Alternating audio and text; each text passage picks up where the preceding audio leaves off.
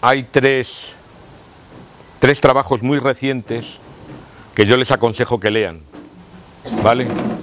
Bueno, en realidad hay 4 y ahora le voy a mostrar el cuarto porque se me ha olvidado. Uno es este trabajo, publicado en 2013, de un tipo que se llama Arts in Methods in Ecology and Evolution. Léanlo, por favor. Es un poco peñazo, ¿vale? En algunos, porque es un tipo que tiene un gran componente matemático, pero yo creo que es entendible y sobre todo las consecuencias de lo que dice son entendibles.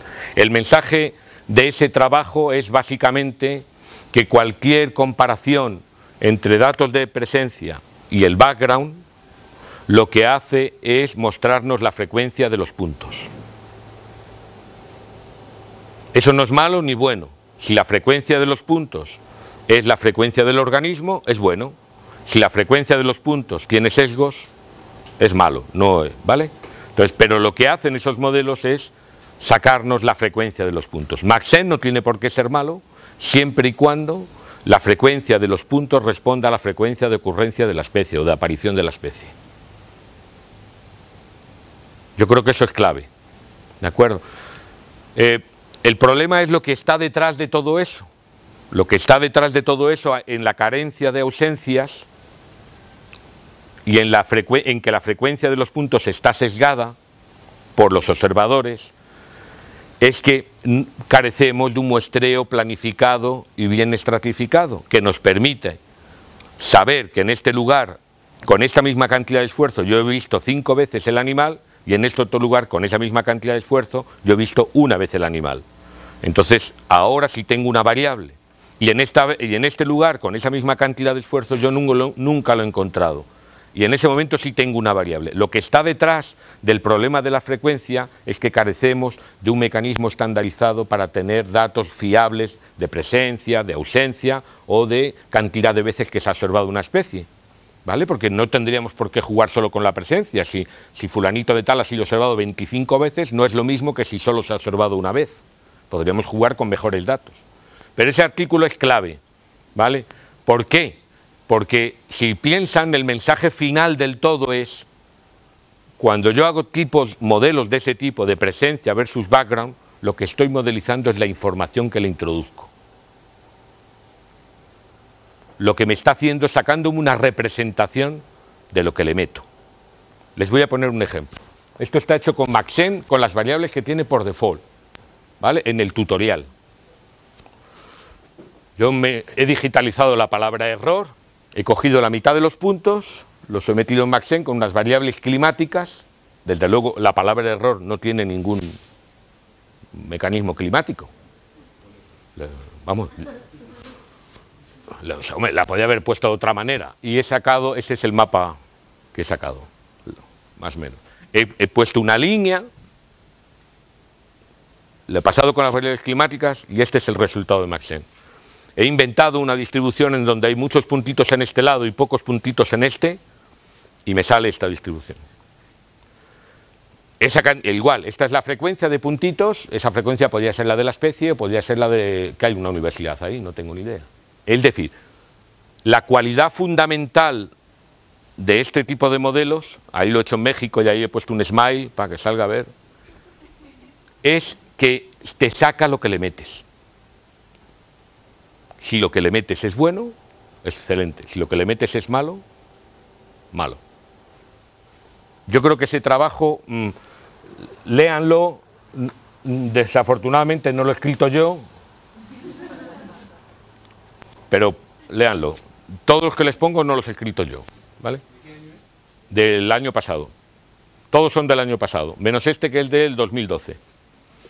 Este es un trabajo excelente. De los trabajos de modelización que hay hechos a la europea, es sin ninguna duda el mejor trabajo que existe, que yo conozco. Es un trabajo hecho por un tipo que es un coco, Robert Hickman. Este estuvo participando en el trabajo original de Jane Elliott, en donde salía Maxent. Es un trabajo publicado en Ecology. Entonces, ¿qué hace este señor? Este señor, después de 6 años de que sale el trabajo de Elliott, que ha tenido 2000 y pico citas y que es uno de los trabajos más citados en la historia de las ciencias naturales. Ese tipo le da a la cabeza, empieza a darle vueltas, empieza a darle vueltas, empieza a pensar, y cuando se dan cuenta porque alguien les dice que la medida de validación que han usado es errónea y que no vale, el tipo les sigue dando vueltas y idea una manera. Entonces utiliza los mismos datos que utilizó Jane, absolutamente los mismos. Él es coautor del trabajo y propone una nueva medida de validación, que es una tontería. Es simple y por su simplicidad es bonita. No, voy a validar. ¿Qué es lo que hacía Jane Ellis? Si la especie era chiquita, ella validaba en el territorio, en el que fuera, el STEM, cada cual hacía el que le diera la gana. Entonces, ¿qué es lo que ocurre? Que no hay elefantes en la Antártida, qué fácil es predecirlos, ¿de acuerdo? Entonces, el acierto se incrementaba muchísimo en los AUKes, en los métodos de validación que ahora veremos, se incrementaba muchísimo porque se metían en los datos de validación todos aquellos ceros que estaban muy lejos. Entonces, predigo excelentemente. Y este tipo dice, no vamos a hacer eso. Vamos a predecir dándole un peso a los puntos de validación dependiendo de la cercanía en la que se encuentran al mundo en el que vive la especie. Entonces hace un AUK nuevo, que no lo he vuelto a ver, que nadie lo quiere hacer, nadie lo hace. Este es un trabajo que, siendo para mí de lo mejorcito que se ha escrito, tiene escasamente 12 citas o 13 o una cosa así. Entonces se inventa un nuevo AUK y lo hace en el interior, cercano al mundo de las presencias. Vamos a ver si eso funciona con no en todo este STEM, no meto la Antártida, lo meto en donde está, restrinjo la M, lo pongo en su sitio.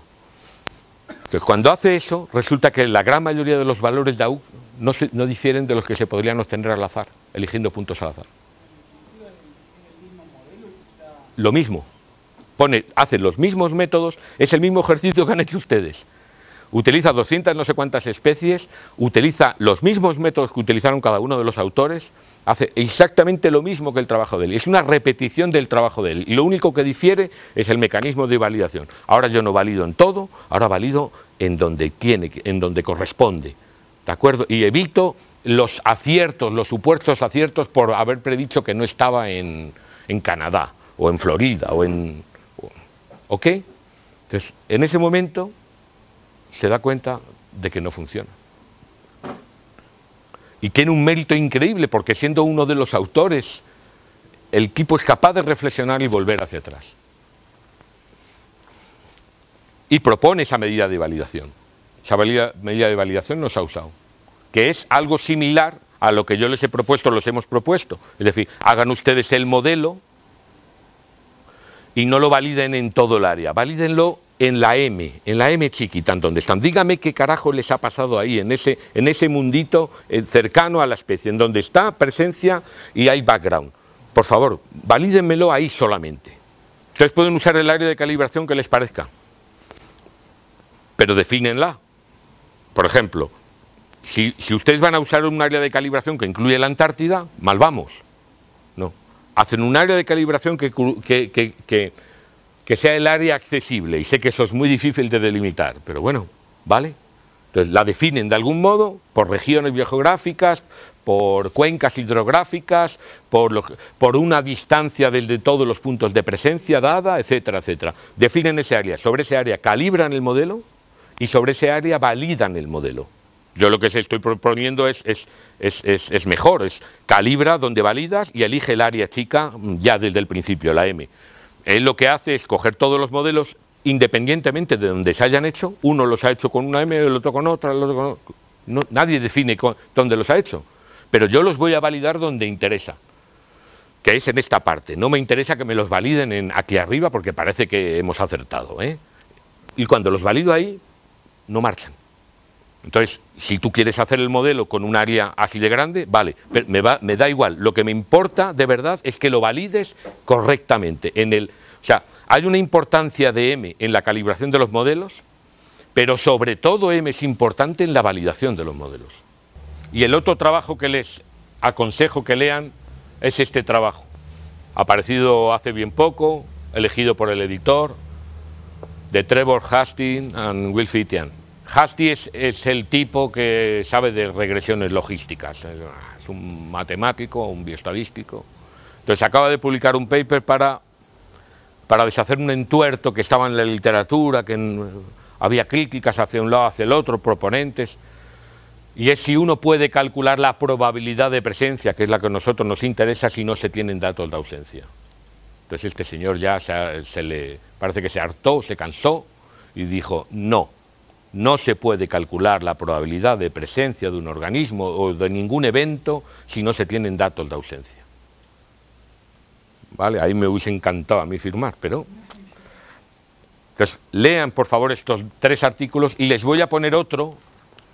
Es un tipo que falleció en el momento en que terminó el artículo, es una película. Lo estuvo escribiendo y falleció. Y hace una revisión de todo lo que hay sobre modelos, pero no desde recientemente. Esto parece que han empezado en los años 70, 80, o 80 ya sería muy temprano, ¿no? Este tipo analiza gente que ha estado trabajando en cosas similares desde los años 20 y 30 del siglo pasado. Y nos cuenta cómo seguimos inventando las cosas cuando ya están inventadas, y todo el proceso y toda la historia que ha tenido este pensamiento. O sea, los jardines de aclimatación de plantas y los lugares de aclimatación de seres vivos han sido tónica general desde el siglo XVIII. Y era una manera de hacer grandes experimentos para saber cuáles eran los condicionantes y explotar esas especies, ¿no? Y condicionantes ambientales. Y los mapas de vegetación potencial los han hecho ingenieros agrónomos y forestales desde hace muchísimos años, ¿no? Y esos mapas se han basado en un conocimiento del nicho que en ocasiones es mucho más exhaustivo del que nosotros tenemos ahora. Nos podríamos maravillar de algunos de esos trabajos que examinan cómo una mosca determinada de la fruta que es capaz, que produce Bactrocera, del olivo, cuál es la tasa de oviposición que tiene a diferentes temperaturas, cuáles son la mortalidad diferencial larvaria con diferentes grados de exposición a humedad, etc. Y todo ese conocimiento se vuelca en el espacio y averiguan cuáles son las áreas en donde es posible que invada esta especie en el futuro. Todo eso se hizo hace casi 100 años. Y estamos repitiendo la vaina. Este tipo tiene el conocimiento, porque era un señor ya mayor, y se hartó un poco y escribió ese artículo. Ya se lo mostraré. Y todo ese artículo te da un montón de citas antiguas, y yo creo que son utilísimas, y el artículo es una maravilla. O sea, no paras de leerlo y no paras de aprender. Entonces yo se lo aconsejo también que se lo lean, ¿vale? Vamos a mirar un poco lo de la validación, ¿vale? La primera cosa es que hay que distinguir entre discriminación y calibración. Calibración también lo usamos cuando decimos que vamos a calibrar un modelo, ¿vale? Pero en estadística el mismo término se utiliza para otra cosa también. ¿Qué es discriminación y qué es calibración? Ahí lo tengo puesto.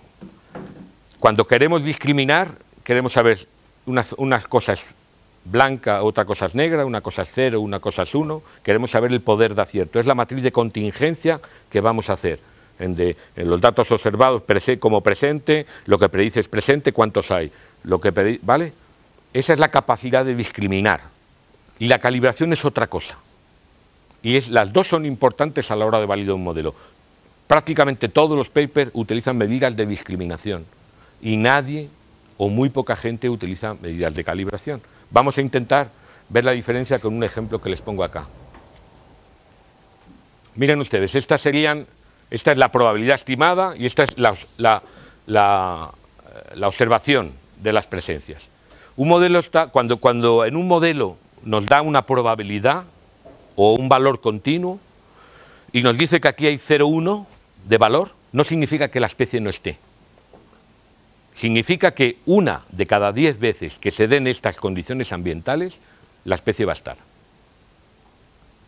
Nosotros cogemos y ponemos un threshold y decimos 0,5, 0,4, 0,7, 0,4, lo que nos dé la gana. Y a partir de abajo le ponemos 0. Y a partir de ahí, para arriba, le ponemos 1.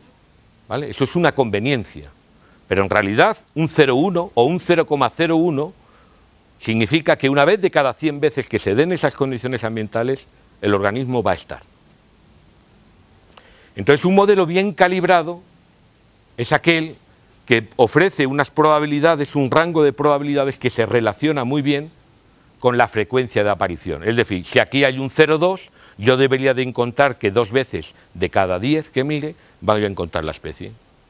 No aquí, pero a lo mejor en su corona. Si aquí hay un 0,9, significa que 9 veces de cada 10 yo debería de encontrar la especie, etcétera, etcétera. Entonces, un modelo bien calibrado debería ser aquel en el que lo que está diciendo las probabilidades concuerda con las veces que yo encuentro el organismo en el lugar. Y no hay una relación estupenda. Pero dense cuenta que un modelo bien calibrado, como este, que está relativamente bien calibrado, podría ser lineal, ¿vale? Pero este modelo, los puntitos rojos muestran un modelo bien calibrado. Hay una buena relación entre la probabilidad que yo estimo y la frecuencia de observación que yo tengo en cada lado. Perfecto. Ese modelo está bien calibrado. Entonces, cuando yo tengo un modelo bien calibrado, puede que tenga problemas para discriminar. Porque aquí es el mundo de los unos y aquí es el mundo de los ceros. Y aquí, justo en esta parte, no soy capaz de hacerlo. Y fíjense en los puntos azules. Ese es un modelo que discrimina estupendamente. Discrimina muy bien. A esto le da 0 y a eso le da 1. Ha discriminado perfectamente. Sin embargo, calibra nada.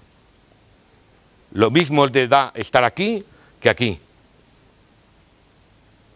Una probabilidad de 0,5 estimada significa lo mismo que una probabilidad de 0,1. No vale para nada, para calibrar. Yo no puedo determinar cuáles son las probabilidades de encontrar el organismo en este lugar, porque una probabilidad de 0,5 estimada debería significar que 5 de cada 10 veces, o 0,4, perdón, aquí, debería significar que 4 de cada 10 veces yo me voy a encontrar el organismo. Y sin embargo, lo observado es 0. Pero eso es un modelo mal calibrado, pero que discrimina muy bien. Bueno, pues lo que mostramos en este artículo es que no se puede ir a buscar las dos cosas. Cuando vas a buscar calibración, la cagas en discriminación. Cuando vas a buscar discriminación, la cagas en calibración. No puedes. O vas a por una cosa o vas a por la otra. Y eso está en lo que hemos visto ahora en los mapas. Meto muchas variables, está el borde del mapa, las especies tienen un borde, un lugar lábil en el que decimos está, ya no está. ¿Vale? Entonces, ¿qué nos interesa para si queremos buscar el borde? Que discrimine, que te diga aquí está y aquí no está. Entonces, un modelo que busque la discriminación es un modelo bueno para marcar los límites de distribución. Y un modelo que busque la calibración es un modelo bueno para marcar el interior, para el mapa en colores. Los modelos de discriminación que buscan la discriminación son mapas en blanco y negro. Los modelos que buscan la calibración son mapas en colores. Y cada color refleja la probabilidad de encontrar el organismo. 0,5, 5 veces de cada 10 que yo vaya con estas condiciones va a estar. 0,3, 0,9, 1. Siempre lo voy a encontrar, vaya cuando vaya. Pero no puedes ir a por las dos cosas. Cuando vas a que refleje bien el interior del modelo, los colores, y que la gama de colores y la gama de probabilidades refleje la ocurrencia de la especie, la probabilidad de aparición de la especie, cuando vas a por eso, los límites se te desbordan. Por fuera del límite donde está, te aparece 0,1, 0,2, 0,05, se te desborda. ¿Se dan cuenta? Les ha pasado a ustedes, que han elegido buenas variables. Si vas a por medidas de discriminación, entonces no te fíes de lo que te pasa dentro, simplemente sacas un mapa en blanco y negro. Entonces, una elección que tienen que hacer cuando van a elegir las variables para evaluar es si ustedes van a elegir variables de discriminación o variables de calibración. ¿Por qué? Porque están interesados en la frecuencia de aparición, porque esa frecuencia de aparición podría ser relacionada con la abundancia, con la oportunidad de encontrar esa especie, etc. Si están buscando eso, o si lo que están buscando es el mapa general en donde vive el organismo y lo que les interesa es que el límite de distribución sea claro. Si van a por una cosa, evalúen de un modo, y si van a por otra, evalúen del otro modo. Hay una posibilidad que pensamos y no la hemos hecho, y la pueden hacer ustedes porque no la vamos a hacer, y es, podríamos hacer un modelo mixto, en el cual, por una parte, intentamos maximizar la calibración, para sacar un mapa en colores que sea lo más fiel posible a la frecuencia de aparición de la especie, y por otra parte vamos a hacer otro modelo con los mismos datos que busque la discriminación, que saque las fronteras bien. Y ahora cogemos los dos y los sobrepasamos. Y ese sería un buen modelo que es capaz de predecir una cosa y la otra. El rango de condiciones entre los test de calibración y los test de validación no es una relación negativa.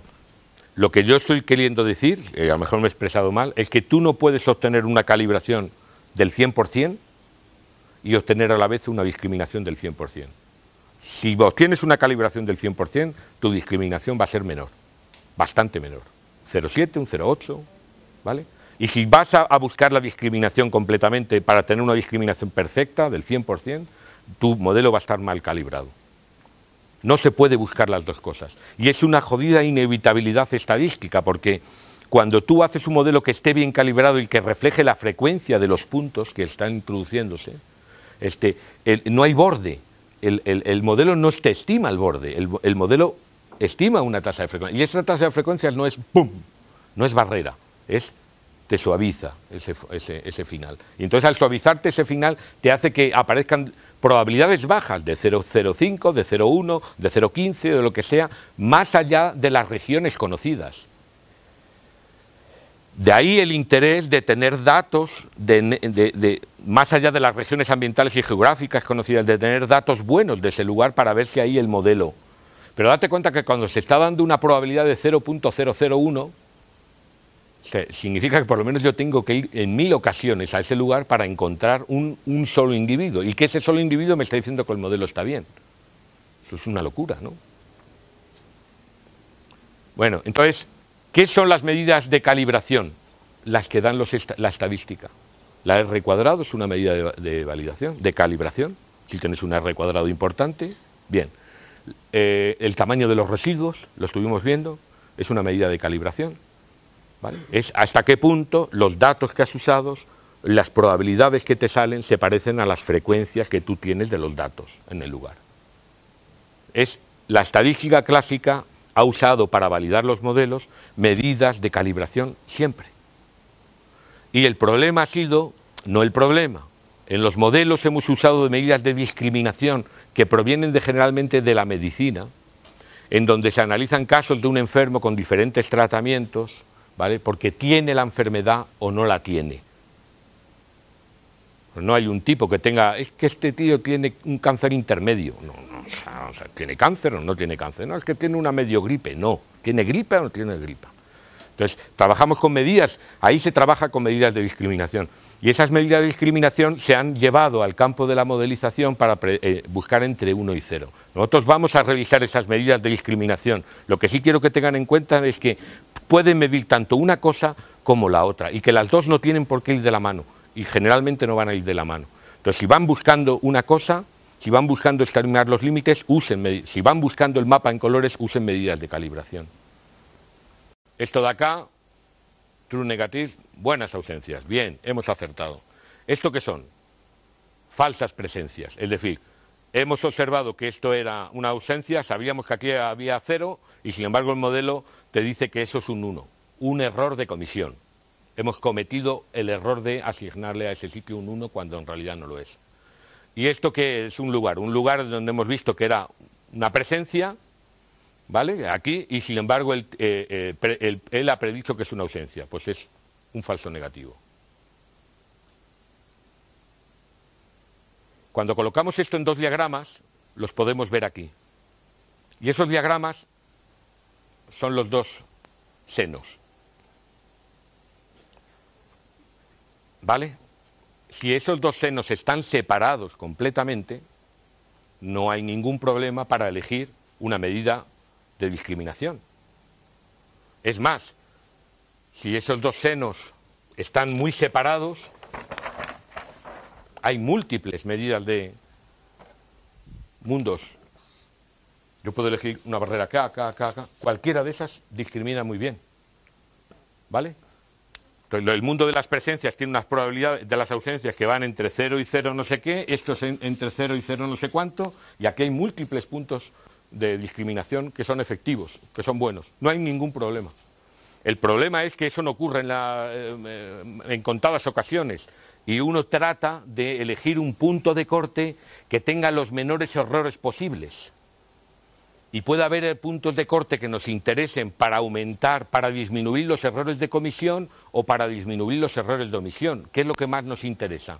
Por ejemplo, si estamos haciendo un trabajo de utilizar los modelos para seleccionar reservas, ¿los errores de comisión son malos? ¿Que son peores que los de omisión? Sí. ¿Por qué? Venga. Que licuá, ¿no? Entonces, un error de comisión es una canallada. O sea, vas a colocar un parque en un sitio para proteger un bicho donde no está. O vas a hacer un plan de manejo en un... Entonces, los errores de comisión son muy canallas. Hay que intentar evitarlos. Entonces, bueno, pues de acuerdo. Pero el corolario es que, vale, minimizamos los errores de comisión, que hacemos el mapa entonces más estricto, ¿vale? Pero ¿qué es lo que pasa? Que nos van a aumentar inevitablemente los errores de omisión. No podemos ir a por los dos. Y si nos aumentan los errores de omisión, ¿qué es lo que significa? En ese utilización del mapa para un problema de conservación. Pues que vamos a tener puntos de presencia verdaderos, que nosotros sabemos que el bicho está allí, que el modelo no los va a tirar. ¿No? Eso es una puñeta. Pero es una puñeta que se soluciona muy bien. ¿No? No le haces caso al modelo. Si yo sé que el bicho está allí, vale madre los errores de omisión. Yo sé que está allí. Pues entonces hagamos un modelo que quite todos los errores de comisión posibles y los otros fiémonos de que la información sea buena. Si vamos a por ese objetivo. Si vamos a por otro objetivo, por ejemplo, a buscar que un modelo de distribución potencial para ver qué le va a pasar a un invasor que está entrando por un lugar. ¿Los errores de omisión son malos o buenos? Que le digo, más vale prevenir que curar. Entonces, no utilicemos, por favor, medidas de validación universales para problemas diferentes. Es ridículo. Los problemas son diferentes. El objetivo del trabajo, de nuevo, debe de condicionar el proceso metodológico y no el proceso metodológico las conclusiones del trabajo. ¿Dónde se ha visto eso? Seamos científicos. Bueno, y la curva ROC de las narices. La curva ROC de las narices, a esto, la tasa de acierto en las presencias lo llamamos sensibilidad. En ocasiones sensitividad, ¿vale? Que no es más que, oye, de todas las presencias que yo tengo, ¿cuántos ha acertado? Nada más. Esto lo llamamos especificidad, que es, oye, de todas las ausencias que yo tengo, cuando las tengo, ¿cuántas he acertado? Es una cosa tonta. Esos son los dos parámetros básicos. Luego vamos a ver que hay otros dos parámetros básicos también, ¿vale? Que son básicos a la hora de entender lo que pasa en esta matriz de contingencia. Pero dentro de esta matriz de contingencia está todo. Se van a asombrar de la cantidad de medidas de validación que con 4 cuadraditos se han hecho. Es una cosa de locos, ¿vale? Pero bueno, esas sensitividad y especificidad son dos cosas de cajón, ¿no? ¿Cuánto ha acertado? Luego hay otra cosa, miremos esto, ¿no? Que es, de todas las presencias totales que hay, predichas, que son estas más estas, ¿no? Más los errores de comisión, o sea, las que yo tengo de verdad que he acertado, más todas las que me suelta el modelo, ¿de acuerdo? Bueno, pues de todas esas presencias que hay, ¿cuántas son las que son buenas? Y esa es una medida importante. Luego lo vamos a ver. Es decir, de todas las presencias que me ha dicho el modelo que hay, ¿cuántas son las que son buenas de verdad? Las que yo sé que son buenas. Que es la comparación entre este total que se sumaría de esta fila con respecto a esto. ¿Vale? Y en esta columna también. Vamos a quedarnos con esto. De todas las ausencias que yo tengo, que son observadas, ¿cuántas son las que son malas? Estas son buenos negativos y estas son falsos. Lo ha predicho como presente, pero observado es ausente. Bueno, pues vamos a verlo. Esas dos medidas también son importantes. Nadie las cita, o se citan muy poco, no se mencionan. En la curva ROC uno pone este valor de acá, que es la sensitividad, el porcentaje de acierto en las presencias, conforme a otra cosa de acá. ¿Vale? A los errores de comisión. Porque los errores de comisión es 1 menos la especificidad.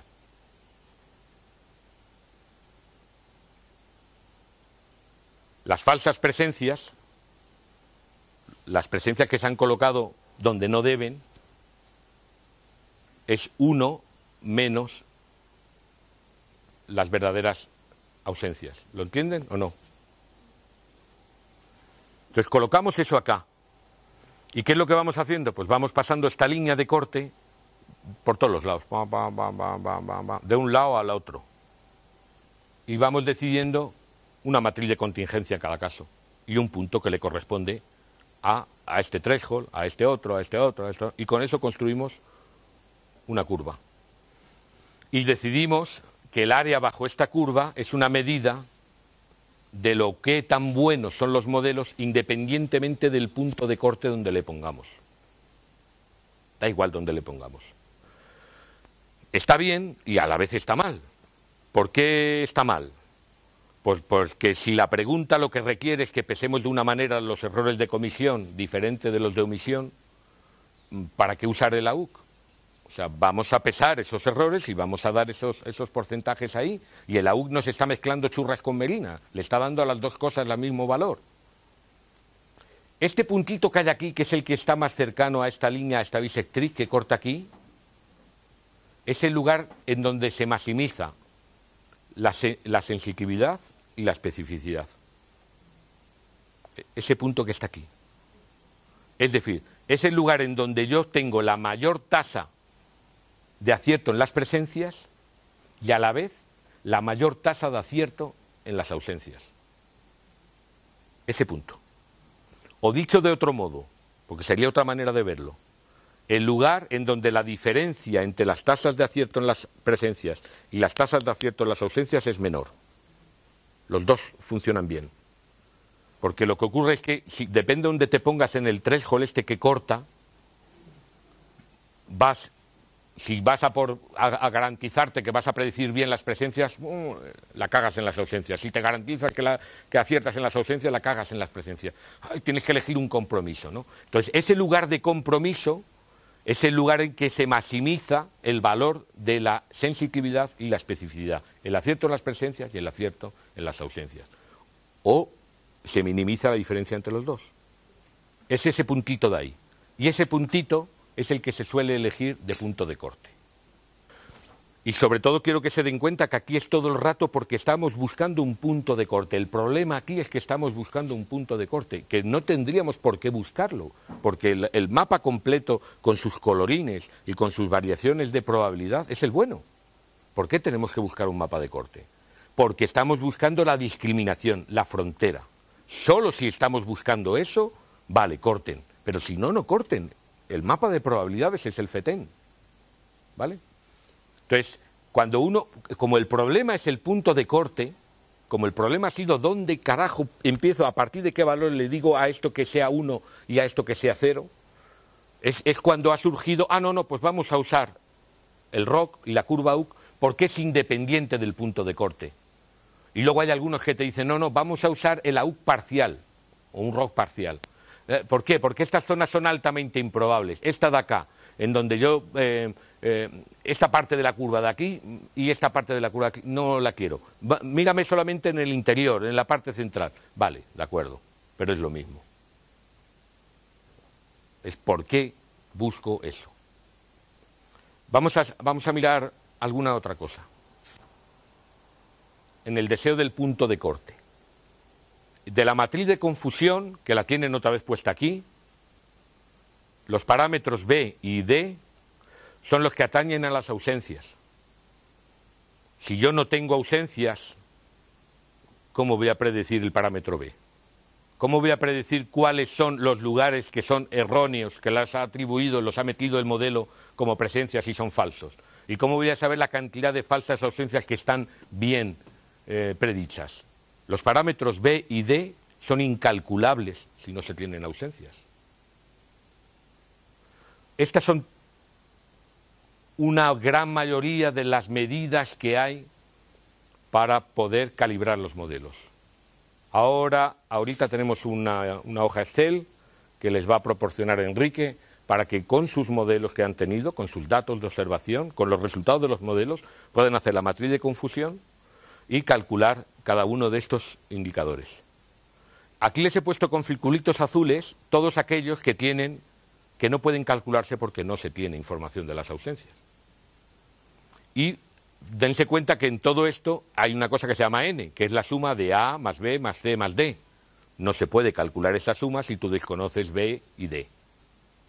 Entonces, solamente podemos calcular la tasa de falsos negativos y la sensitividad. ¿Qué es la sensitividad? Pues la cantidad de presencias que tengo bien predichas sobre el total de las presencias. Una obviedad, ¿vale? ¿Y qué es la tasa de falsos negativos? Pues la variable C, que es las presencias que están mal predichas. ¿Eso cómo lo llamaríamos? Errores de presencias mal predichas, presencias que se les han atribuido ausencias, partido del total de las presencias. Es decir, lo único que podemos calcular aquí es lo que se puede hacer con esta columna. Es decir, calcular cuál es el porcentaje de lo que tengo bien predicho en las presencias y cuál es el porcentaje de lo que tengo mal predicho en las presencias. Punto, pelota. Nada más. No se puede calcular absolutamente nada más. Y les digo otra cosa. El True Skill Statistics, porque ahora desde que les hemos dado por saco a la UC, hay un montón de gente haciendo el TSS. El TSS es especificidad, sensibilidad más especificidad menos 1. La sensibilidad oscila entre 0 y 1. La especificidad oscila entre 0 y 1. Se suman las dos y se le resta 1 para que oscile entre 0 y 1. Pero es que no conocemos la especificidad porque no tenemos ausencias. No se puede calcular el True Skill Statistics. Y además da por saco porque esto en realidad se llamaba el índice de Youden de 1950. Eso ya está escrito desde hace 50 años, 60. La prevalencia es simplemente las veces que aparece un evento en la población. Si ustedes tienen de 100, 10 tienen gripe, pues la prevalencia es el 0,1. ¿Vale?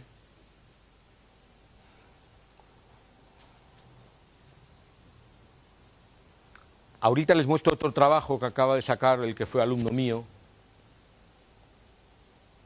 Alberto, en un paper que yo no sé si está ya publicado, está todavía en el online early, o sea que va a ser de 2014, en donde, utilizando especies simuladas como las que ustedes tienen, el equipo ha mirado la relación que hay entre los valores de AUC con datos de presencia y ausencia, buenos, y el utilizar el threshold o la medida de validación de accuracy del threshold que minimiza la relación entre sensibilidad y especificidad, que es lo mismo que el que maximiza. Es decir, voy a elegir ese puntito que veíamos en la curva U que está a la izquierda del todo, ahí arriba, el sitio donde tengo yo más acierto en las presencias y a la vez más acierto en las ausencias, y utilizo eso como parámetro. Hay una relación, una correlación enorme entre ambos valores. Dar un valor de la curva U y dar el valor este es lo mismo. ¿Pero cuál línea estamos viendo? Esta es la línea de igualdad y esta es la línea de la relación entre ambos valores. Es más, tiene más fiabilidad esto cuando tienes valores altos, porque a partir de un cierto valor esto se queda quieto, no se mueve, la U no te discrimina, no te da potencia para decir qué está pasando en las probabilidades más altas. Y sin embargo, elegir el threshold que minimiza la diferencia entre sensibilidad y especificidad es mejor todavía, discrimina mejor. Entonces, es decir, si tomáramos consecuencia de esto, Perfecto, utilicen ustedes lo que les parezca, siempre y cuando tengan presencias y ausencias en condiciones. Si no tienen presencia y ausencia en condiciones, no pueden calcular. Lo siento. No se puede calcular. Pero de hecho se hace, sí, se hace. Pero bueno, a mí no me lo mandan a evaluar, si no se lo tiraría. Entonces, no se puede calcular. ¿Por qué? Porque si no tiene el dato de ausencia, yo no puedo calcular si la predicción es cierta o no es cierta cuando usted me la está colocando más allá. ¿Qué es lo que hacen entonces? ¿Cómo se realiza ese cálculo? Cuando en realidad no se puede calcular. A ojos de un médico o de un cirujano, que son los que utilizan las curvas AUC, etcétera, etcétera, sería una barbaridad. ¿Vale? ¿Qué es lo que se está haciendo? Bueno, se utiliza como proxy el área de distribución. Entonces, de algún modo las ausencias son en el área de distribución más restringida, para que el modelo se constriña, ¿vale? Y hacen eso, pero ¿por qué? Porque si no lo hacen, el modelo desbarra y se va por 20.000 lados y sobrepredice. No nos interesa que sobreprediga. Entonces, si alguno de ustedes puede abrir Maxent y hablar de abrir la parte que habla de modelos de validación y leernos a todos justo lo que pone del por qué utiliza, cómo no utiliza las ausencias y utiliza otra cosa, creo que sería... La lección de ausencias o de no ausencias tiene unas connotaciones, pero tiene unas connotaciones mayores en la validación que en la realización de los modelos. Para hacer modelos, en realidad, los podrían hacer ustedes como les parezca. Háganlo como quieran. Me vale madre. Da igual. Pero valídenlo con buenos datos. O sea, cuando en estadística se habla del gold standard es porque es la regla de oro. Tenemos que tener unos datos para poder decidir que eso es bueno. Entonces, háganlo ustedes como quieran, pero valídenlo con buenos datos. Entonces, si son necesarias ausencias para hacer los modelos, son mucho más necesarias todavía para validar los modelos. Entonces, ¿cómo podemos hacerlos? Parece una barbaridad. Pues cuando estuvimos hablando el primer día de preguntarle a los taxónomos las áreas bien prospectadas, bueno, pues esos lugares nos pueden servir como herramienta en el bolsillo. Nos los guardamos, los dejamos a un lado, hacemos los modelos y comparamos que no la estemos fallando allí. Que no metamos la especie en esos lugares porque sabemos que allí no está. Y si el modelo sale bien, vale, o incluso podemos plantearnos, bueno, pues ahora voy a usar esos datos. Jane Elliott hace un trabajo en el cual utilizan todas las técnicas de modelización, pero en ningún caso utilizan ausencias. Siempre ella los deja libre albedrío de los autores, pero no les da ausencias. Y Jane Elliott dice que se guarda un pool de ausencias verdaderas que nadie conoce y que solo tiene ella, y se las guarda y las utiliza para, cuando ellos les dan los mapas, ella valida. Y toda la parafernalia de validación la hace con un pool de buenas ausencias. Nadie las ha visto, yo no las tengo ni están en la web, pero están ahí. Me maravilla que para 200 no sé cuántas especies de todo el planeta la gente tenga buenas ausencias. Y la pregunta es, si las tenía, ¿por qué no las usó? ¿No? O sea, vale, fiémonos, las tiene. Entonces, ahora la validación es en ese mundo de las presencias y de las buenas ausencias que ha usado. Y con eso le ha salido Maxent. Yo no me lo creo. No sé de dónde son. No sé si son la Antártida. No sé de dónde son, pero me gustaría verlas. ¿Vale? Les voy a enseñar una tontería que he estado preparando esta noche. ¿Se acuerdan que les decía de sensibilidad o sensitividad, especificidad, y luego estaba ese porcentaje de presencias que yo he decidido que son, hasta qué punto he acertado que son buenas respecto al total de las presencias que he predicho, que era la suma de la primera fila que había arriba, ¿no? O sea, la pregunta es, oye, ¿cuántas presencias he predicho bien del total de presencias que me dice el modelo? Entonces, ese valor es lo que llamamos el valor predictivo positivo. Y ese valor predictivo positivo es un condicional. En realidad es cuántas presencias, dado un pool de presencias, cuántas yo he predicho bien con esta regla. Es un condicional. Entonces, ahí se aplica, y les rogaría que intentaran examinar un poco el teorema de Bayes, ¿vale? El caso es que ese valor predictivo positivo depende de la prevalencia y se usa la prevalencia en la función para calcularlo. ¿Por qué? Porque depende de ella. Y les muestro aquí por qué depende de ella. Tenemos una especie con sensibilidad del 0,9, o sea, acertamos el 90% de las presencias, y especificidad del 0,9, acertamos el 90% de las ausencias. Y tiene una prevalencia que la varío aquí porque me da la gana, del 0,01 hasta 1. ¿Qué significa la prevalencia? Esto es que esa especie vive en un píxel de cada 100, y 0,5 que vive en la mitad del territorio. ¿Vale? Hay especies con distintas prevalencias. Cuando yo calculo el ROC o el AUC o el Youden, que es lo mismo, los valores son idénticos siempre, 0,8, es 0,8. ¿Por qué? Porque esos valores dependen de la sensibilidad y de la especificidad. Cuando yo calculo la tasa de acierto en los positivos o la tasa de predicciones negativas, esos valores varían con la prevalencia. De hecho, pasa un fenómeno que parece curioso, que resulta raro, y es que los sitios que tienen prevalencias bajas, que las tienen aquí, desde el de 0 hasta 1, aún acertando el 90% de las presencias, la cantidad de presencias, lo que eso supone sobre la distribución del bicho es muy bajo, de acierto. ¿Qué significa eso? Significa eso que si yo tengo 1.500 presencias, y ha acertado 1.480, haber fallado en el 10% es prácticamente nada. La tasa de lo que he fallado respecto a todo es muy baja. Pero si yo fallo en una sola presencia, cuando hay dos presencias aquí, es enorme. Y las probabilidades se acrecientan cuando la prevalencia es menor. Cuando tú tienes organismos chiquitos, las tasas de acierto o de desacierto en la presencia y en la ausencia se incrementan. Son medidas que dependen de la prevalencia, son factores que dependen de la prevalencia, por eso no se usan. Porque si uno usara esta medida o esta otra, que corresponden a lo que les he mostrado antes, lo tienen ahí, las van a calcular hoy, ¿vale? Y tienen que reflexionar de lo que significan.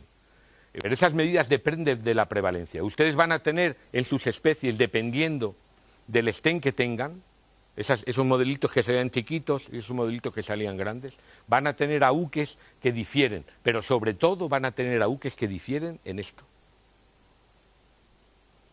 Y esas son las medidas que se han usado generalmente en medicina. Es decir, a mí lo que me interesa no es que mi test, si hago una prueba y cura a la gente, ¿cuál es el porcentaje de curas respecto a la población que yo he muestreado?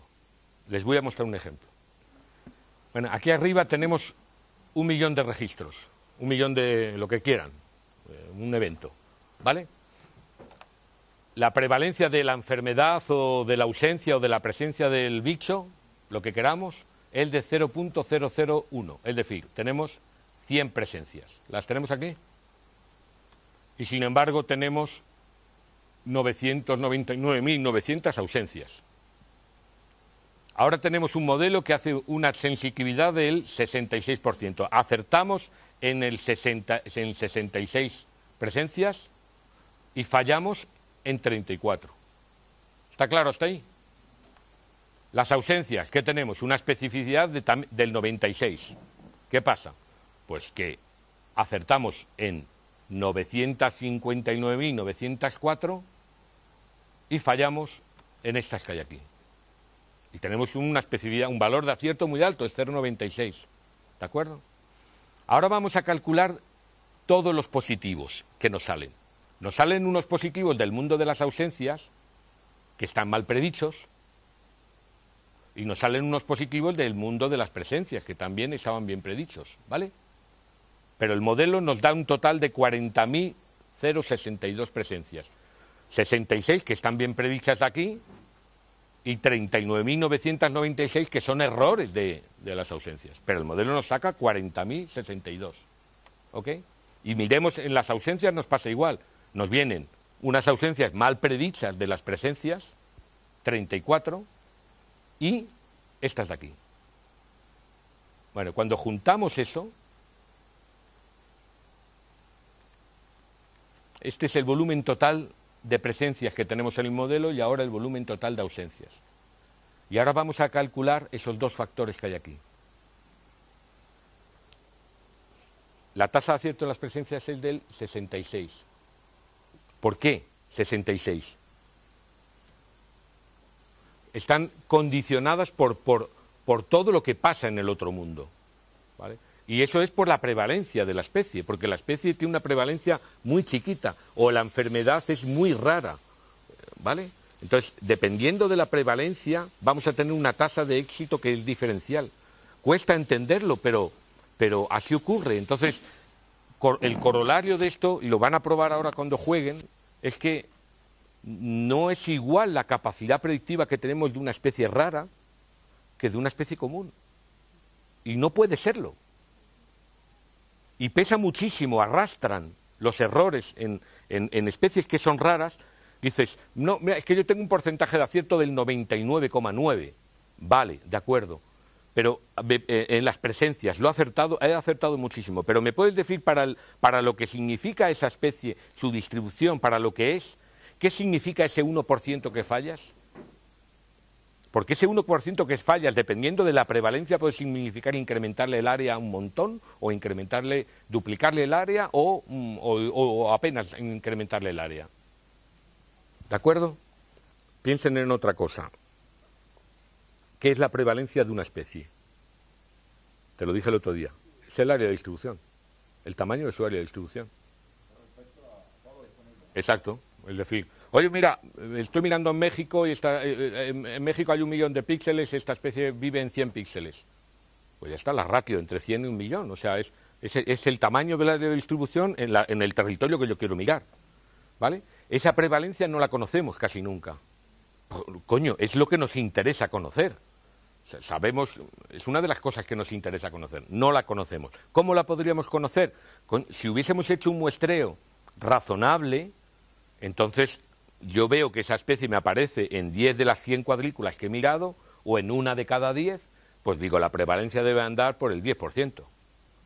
¿Vale? Es consecuencia de que los datos nuestros nos responden a una estructura jerarquizada, estandarizada, etcétera, etcétera. Pero la prevalencia de la especie es esa. Vale. Hay otra prevalencia. La prevalencia de la muestra que utilizas para calibrar el modelo. ¿Cuál es esa prevalencia? La que te sale del pito. Claro, la que te sale del pito, porque tienes 45 presencias y le metes, ¿cuántos background? Pues yo le voy a poner 10.000. Pues no, yo ponle 5.758. No, ponle 7.000. No, ponle 1 millón. No, ponle el mismo número que de presencias, 76. ¿Qué criterio está siguiendo ahí para hacer eso? ¿Por qué? No, la prevalencia que habría que introducir es la prevalencia que tú tengas, que pienses que tiene la especie. ¿Vale? Que no la conocemos. Pero, coño, nos podemos aproximar, no podemos jugar al buen tuntún. Mira, esta es una especie que es endémica, está por aquí, por aquí. Pues, coño, le dices a tu hijo que coja un bolígrafo, haces un circulito en donde están los unos y dices, pues más o menos ocupa el 20% del territorio. Pues venga, asumimos que tiene una prevalencia de 0,2. Pero no te la inventes. Entonces pon la prevalencia de la muestra que sea la prevalencia de la especie. La prevalencia de la especie que se parezca a la prevalencia de la muestra. Si se parece, esa prevalencia, maravilla, es el punto de corte. Esa prevalencia es el punto de corte. El lugar que maximiza el acierto en las presencias, en las ausencias, etcétera, etcétera, es la prevalencia de la especie. La propia prevalencia de la especie, si esa especie aparece en el 10% del territorio, ¿qué significa? Significa que yo tengo que mandar a tomar por saco y considerar como ausencias lugares que tienen prevalencia de 0,1 para abajo. Porque es un milagro. Es una estructura razonable de cómo funciona todo esto. Entonces, falta otra prevalencia todavía, que es la prevalencia de validación. Porque si la prevalencia de validación no se parece a la prevalencia de la especie, ni se parece a la prevalencia de la muestra, yo puedo elegir zonas. Es decir, la prevalencia de la validación es la que me garantiza a mí que no valido en la Antártida. Porque si quiero, yo coloco la Antártida, y entonces ¿qué hago? Que la prevalencia de este organismo, que era del 10%, le coloco de un 1%. Solo tiene, ¿por qué? Porque ha ampliado el territorio así de gordo. Y entonces acierto en la Antártida. ¡Ah, he acertado! No. Por favor, usa la misma prevalencia que tiene la especie y usa la misma prevalencia en la muestra que vas a hacer. ¿Y eso qué significa? Significa que cuando yo valido y hago el modelo, lo tengo que hacer en un territorio en donde yo conozca la prevalencia. Tengo que fijar la M y tengo que fijar la M de validación. Esa M de validación tiene que ser una M, un lugar en donde las probabilidades de aparecer la especie y lo que yo tengo de unos y ceros para validar corresponda con el territorio y con la frecuencia donde aparece. Si no, yo estoy extrapolando. Cuando tú eliges la prevalencia, cambia la prevalencia, luego cuál es el criterio que tú eliges para que ponga el punto de corte. Porque Maxent te puede dar el mapa continuo y te puede dar un mapa binario. Y cuando tú quieres el mapa binario le tienes que decir que dé un punto de corte. Entonces, si tú, por ejemplo, pones de punto de corte 0,5, eso es una barbaridad. Porque otra de las cosas que pasa en Maxent y que pasa en todos los programas y que se tienen que dar cuenta es que dependiendo de la prevalencia que tiene la especie, las probabilidades que salen son diferentes. Porque no son probabilidades en sentido estricto. Una probabilidad oscila entre 0 y 1. ¿Vale? Entonces, lo que te está dando, si la prevalencia es muy baja, los valores oscilan entre 0 y 0,1. Si la prevalencia es 0,5, si usted mete una muestra que es la mitad ceros y la mitad unos, ¿vale? Porque esa es la prevalencia con la que trabaja, entonces le va a dar un valor de probabilidades que oscila entre 0 y 1. Pero como la prevalencia no sea esa, no te los da. Entonces, esas favorabilidades hay que corregirlas. Hay un paper que te dice por qué y cómo corregirlas, si quieres. Y si no las tienes como variable continua, vale, pero tienes que elegir un punto de corte. Y ese punto de corte, cuando disminuye entre 0 y 0,2, te da valores porque la prevalencia de la especie es muy chiquita, ese punto de corte se tiene que correr hacia la izquierda. Y cuando la oscilación de los valores continuos es mayor, ese punto de corte corre hacia la derecha. ¿Y cuánto corre? Pues para maximizar la sensibilidad es predicha, las presencias bien predichas y las ausencias bien predichas, que es el puntito ese que tenía la curva UC allí en la esquina superior izquierda. Y ese punto de corte coincide con la prevalencia. Es la prevalencia de la especie. Pero dense cuenta que cuando nosotros estamos haciendo modelos y metemos la prevalencia de la muestra, ¿por qué? Porque hemos elegido la muestra que nos ha parecido y no tenemos ni idea de la prevalencia de la especie. Y la prevalencia de nuestra muestra no se parece a la prevalencia de la especie. O no tiene por qué. El punto de corte es arbitrario. No tiene lógica. No tiene sentido. Colocas el que te parece para obtener mejores resultados, que validas con los propios resultados que están mal confeccionados. Es como decirte, es como alguien que se pone a hacer una sopa, un cocido, y lo que hace es mete ingredientes. Ay, pues mira, aquí hay un hueso de jamón, mételo. No, aquí hay un trozo de jamón, mételo. No, aquí hay un estropajo, mételo. ¿Qué sale ahí? Pues sale una cosa flipante, claro, pero que incomestible y sin sentido. Esto es como una cocina. Hagan el menú con sentido. Hay unas reglas que están desde hace mucho tiempo. Estamos trabajando con algoritmos complejos. Y sin embargo, la regla de oro para decidir si el modelo es bueno o malo es un artículo de un tal Switch en donde dice que de 0,80 a 0,90 los modelos son estupendos y de 0,90 a 1 son magníficos. No hay ni una prueba estadística ni nada de nada. Un criterio, le dice Switch, y si dice mi madre otra cosa, ¿qué pasa? O sea, no, hay maneras de tener intervalos de confianza de la curva ROC, de la UC, etcétera, etcétera. Y hay que utilizar la estadística. O sea, no puede ser que estemos trabajando con una serie de algoritmos complejos y a la hora de la validar nos vale madre todo. Y ahí somos laxos. No, vamos a hacerlo bien. Entonces, corolario, sin ausencias no se pueden calcular las medidas de validación. Lo siento muchísimo. Tiene usted que validar de otro modo. Pueden hacer lo que quieran, pero no se pueden calcular. Son incalculables porque les falta el dato. Punto. Las medidas de validación que se usan generalmente con datos de presencia y ausencia son muy variadas. Todas básicamente coinciden al final, lo van a probar, porque tienen buenas presencias y buenas ausencias ahora. Las pueden probar todas y van a ver que dan resultados concordantes aunque estén midiendo cosas diferentes.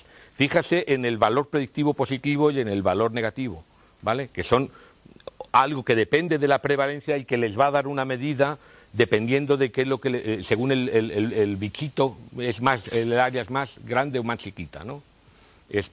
Y bien, tómenlas, pero para hacerlas tienen que utilizar datos de presencia y ausencia. Y por favor, miren, si pueden, una página web que se llama Ciencia Sin Seso. Ciencia Sin Seso. Los inmunólogos han trabajado muchísimo y los epidemiólogos con asuntos como este. Entonces, este tipo es especialmente lúcido en colocar los problemas que significan el entendimiento de la teoría de probabilidades con cómo coloco los thresholds, porque esto es teoría de probabilidades.